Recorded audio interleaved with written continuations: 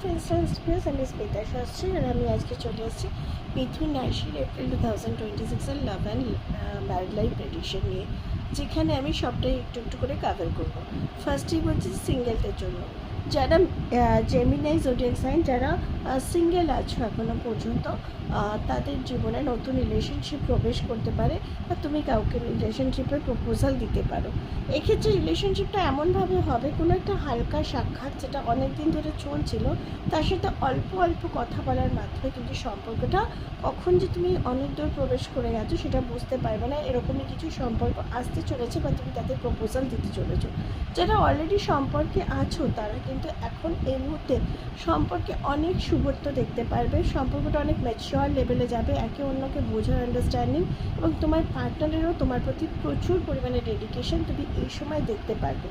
যাদের already breakup হয়ে গেছে তাদের জীবনে নতুন সম্পর্ক আসছে এবং সেই নতুন সম্পর্ক অনেক পজিটিভিটি এবং অনেক প্রসপারিটি নিয়েও আসছে, যেটা তোমার স্বাভাবিক জীবনেও হেল্প করবে।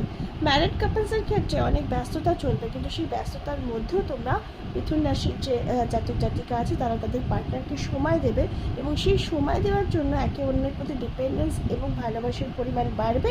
ওভারঅল দেখতে গেলে এপ্রিল 2026 মিথুন রাশির জাতক বা জাতিকাদের জন্য লাভ এবং ম্যারিড লাইফের ক্ষেত্রে অনেকটাই ভালো।